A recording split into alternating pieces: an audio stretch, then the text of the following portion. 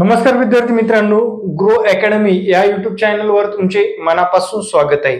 विद्यार्थी मित्रांनो, आजच्या या व्हिडिओमध्ये मराठी भाषेच्या व्याकरणाचा अभ्यास काय करावा, जे की महा-टी-टी, टेट एक्झाम व इतर स्पर्धा परीक्षेसाठी महत्त्वपूर्ण हा व्हिडिओ ठरणार आहे। विद्यार्थी मित्रांनो, सर्व विद्यार्थी तयारी करत असतीलच आणि तयारी करणारेच विद्यार्थी पास होतीलच एवढं नक्कीच सांगू इच्छितो।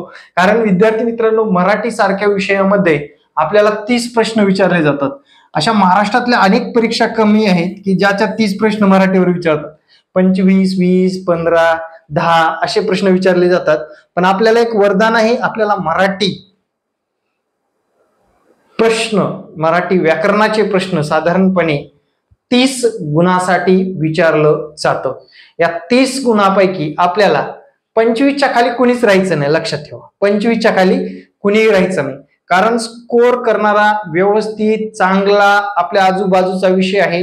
त्याच्यासाठी सर्वात महत्त्वाचं म्हणजे तुम्हाला पुस्तक कोणतं वापरायचंय आणि त्या पुस्तकातून कसा अभ्यास करायचंय, किंवा क्लास लावून अभ्यास करायचा असेल तर बेटरच ठरेल।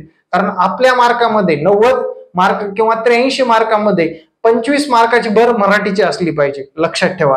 कारण इतर विषयाचं सांगू शकत नाही, पण मराठी व्याकरणामध्ये फिक्स पॅटर्न नुसार येत असतं। आता सर्वात प्रथम सांगतो आपण मराठी व्याकरणाच्या बाबतीत पुस्तक एकतर मोरा वाळंबे सरांचं वापरा, आणि दुसरं जर असेल तुमच्याकडे, आपल्याला तेच माहित आहे बाळासाहेब शिंदे सरांचं, दोन्हीपैकी एक कोणतंही पुस्तक वापरलं तरी चालतं। आता मित्रांनो, त्याला जोड म्हणून आता पोरांचं काय चाललेलं असतं बघा, की चला करा मराठीचा अभ्यास पहिल्या पानापासून शेवटपर्यंत, गेला वेळ निघून। मराठीतले 25 गुण घ्यायचे नाहीत आपल्याला, इतरही सब्जेक्ट आहेत। कोणत्याही विषयात जास्त पीएचडी करत बसायचं नाही। काय विचारले परीक्षेला, सातत्यपूर्ण काय विचारले ते सर्वात प्रथम वाचायचे, आणि अभ्यास करत असताना ते प्रथम व्यवस्थित अभ्यासून घ्यायचे, आणि त्यानंतर बाकीच्या गोष्टी करायच्या, लक्षात घ्या मित्रांनो। ठीक आहे। आता मित्रांनो, मोरा वाळिंबे बाळासाहेब शिंदे हे पुस्तक झाले। मित्रांनो, जर तुम्हाला आवश्यक वाटत असेल तर क्लास सुद्धा लावून घ्या। अरे 1000 रुपये फीस म्हणजे जास्त नाही, लक्षात घ्या। तुम्हाला जर पास करून देण्याची हमी असेल तर 1000 रुपयामध्ये तुम्हाला क्लास भेटेल परीक्षेपर्यंत। या संपर्क क्रमांकावर व्हॉट्सअप करू शकता। मराठी सारख्या विषयामध्ये 25 गुण तर आलेच पाहिजे, अशा पद्धतीने आपण मराठी शिकवत असतो। आपलं 12चं सेशन पाहता का नाही, तुम्हाला आवडतं का नाही, एकदा कमेंट मध्ये सुद्धा सांगा। आता टॉपिक काय करणं गरजेचं आहे झालं, हा मार्केटिंगचा फंडा बिंडा सगळं झालं बरं का, हे आपण स्पष्ट करतोय, कुणाला कन्व्हिन्स करत नाही। ज्याला आवश्यक आहे त्यांनी संपर्क क्रमांकावर संपर्क साधावा। आता मित्रांनो, प्रत्यक्ष मराठी व्याकरणचा अभ्यास कसा करावा थोडस मागे घेतो, म्हणजे तुम्हाला स्पष्ट दिसेल।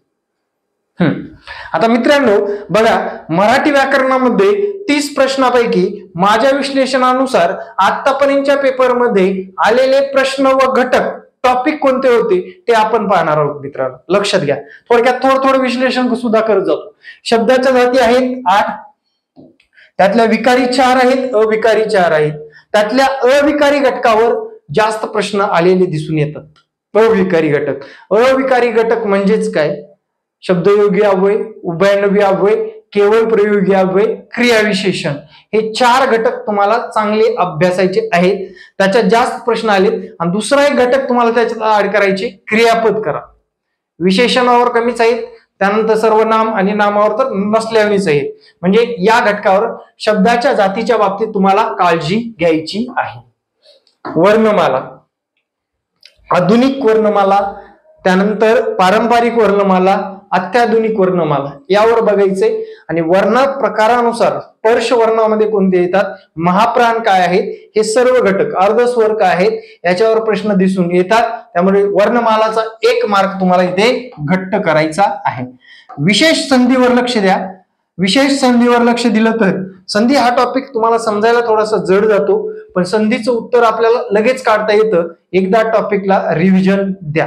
त्यानंतर प्रयोगाच्या बाबतीत 2-3 प्रश्न आलेले आहेत। आतापर्यंतचा सर्व पेपरचा विचार केला तर 2-3 प्रश्न आलेले आहेत मित्रांनो। सर्वच्या सर्वच घटकामध्ये समास विचारलेला आहे। आतापर्यंतच्या रेकॉर्ड सर्व परीक्षेमध्ये समास विचारला गेलेला आहे। समासाचे प्रकार 4 आहेत: अव्ययीभाव समास, तत्पुरुष समास, बहुगिरीय समास, द्वंद्व समास आणि बहुगिरीय समास. असे समासाचे एकूण 4 प्रकार आहेत. ते 4ही प्रकार तुम्हाला अभ्यासणं आवश्यक आहे. वाक्याचे प्रकार 100% प्रश्न येणारच आहे, हे गृहीत धरून तुम्ही वाक्याचे प्रकार करणं आवश्यक आहे, म्हणजे आहेच मित्रांनो. ठीक आहे. वाक्य शुद्धीकरण, विरामचिन्ह आणि शुद्ध वाक्य करा, या तिन्ही घटकावर सातत्याने प्रश्न एखादा दिसतोच. आता सर एवढा सिलेबस सांगताय की पूर्ण? नाही बाबांनो, याच्या पलीकडे बी काही सिलेबस आहे, पण हे टॉपिक तुम्हाला आधी करणं आवश्यक आहे. ठीक आहे. या टॉपिक मधून आपले या व्याकरण या घटकामधून तुम्हाला साधारण 20 प्रश्नापर्यंत प्रश्न येऊ शकतात, लक्षात घ्या. आणि 5 उतार्यावर 5 शब्दसंग्रहावर असे एकूण 30 प्रश्न विचारले जातात. याची विभागणी करताना मी व्याकरण घटक व शब्दसंग्रह घटक वेगवेगळा काढलेला आहे. त्यानंतर इथे वृत्त आणि मित्रांनो पत्रलेखन हा घटक 100% वाचून जावा. हा तर वाचाच. पत्रलेखन, वृत्ताची टोली मारून द्या, जास्त अवघड घटक आहे. वृत्ताला काय करा, टोला मारून द्या. काय आलं ठीक, नाही आलं जाऊ द्या, विषय सोडून द्या. पत्रलेखनाच्या बाबतीत मोठ्यांना पत्र, मित्रांना पत्र, टीचरला पत्र, मुलाला पत्र, याबद्दल नेमका मायना काय असतो ते आपण आजच्या आज नोट्स काढून त्या नोट्स टाईप आपल्याजवळ ठेवायच्यात. परीक्षेपूर्वी रिव्हिजन मारून जायचं आहे. त्यानंतर म्हणी विचारतात मित्रांनो. म्हणीच्या बाबतीत तुम्हाला माहित आहे, म्हणीमध्ये महिला मंडळ कधीच कमी नसतं. एखादी टुचून हल्लेली म्हण इथं सुद्धा विचारू शकतात, त्यामुळे चिंता नाही करायची. एकदा म्हणीवर एकदा वाचून काढायचं, विषय मिटला. त्यानंतर वाक्यप्रचार, विरुद्धार्थी शब्द, समानार्थी शब्द, यावर मित्रांनो 100% 3 ते 5 प्रश्न तुम्हाला येऊ शकतात.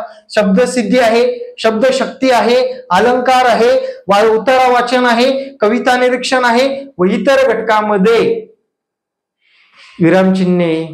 त्यानंतर इतर घटकामध्ये साहित्य, टोपण नावे, वेगवेगळ्या प्राण्याचे आवाज, वेगवेगळ्या प्राण्याचे घरटे, वाक्य शुद्ध करणे, वाक्य जोडणे, शब्द जोडणे, शब्दातील गहाळपणा ओळखणे, विविध शब्द दिलेले असतात तुटक तुटक, त्याचा एक शब्द तयार करणे.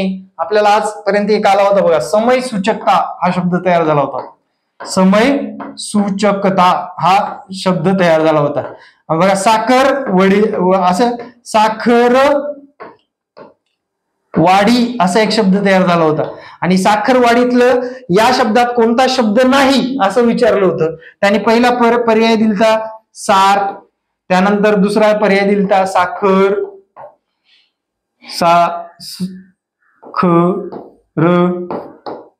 तिसरा पर्याय दिला होता वडी आणि चौथा पर्याय दिला होता साडी. चौथा पर्याय दिला होता साडी. असा एक प्रश्न येऊन गेलेला आहे. मग विद्यार्थी काय केले, बाबा सार पण आहे, साखर पण आहे, साडीच नाही म्हणले. पण ही काय इथे एक आणि इथे काय ना बे साडी, लक्षात आलं का? मग यातला कुठला नाही, वाडीच्या जागी वडी केले इथं. फक्त काना म्हणजे योग्य निरीक्षण देऊन आपल्याला मार्क मिळवायचा होता. म्हणजे असे प्रश्न सुद्धा तुम्हाला येऊ शकतात. त्यामुळे विद्यार्थी मित्रांनो सहजपणे व्यवस्थित या मराठी व्याकरणचा सोप्या भाषेमध्ये समजेल असा अभ्यास करून तुम्हाला 25 गुण मिळवायचे आहेत, हे डोक्यात ठेवा. किमान 25 पेक्षा जास्तच मिळवा. 25 पेक्षा जर तुम्ही कमी घेतले 10-15 तुम्ही टीईटी पास होणार नाही, गॅरंटेड सांगतो. कारण स्कोरिंगचा सब्जेक्ट आहे, या सब्जेक्टवर फोकस करा. याच्यामध्ये काही दुसरा अपडेट येत नाही, जशाला तसे येतं. त्यामुळे या सब्जेक्टवर तुम्ही फोकस करून मला म्हणायचंय 27-28 का मिळवत नाही रे मार्क तुम्ही या सब्जेक्टमध्ये? अरे 90 पैकी 28 म्हणजे नॉट अ जोक, 1/3 मार्क मिळवल्यासारखं आहे आपण. मग मिळवायचे किती बाकी? मग पुन्हा 2 राहिले,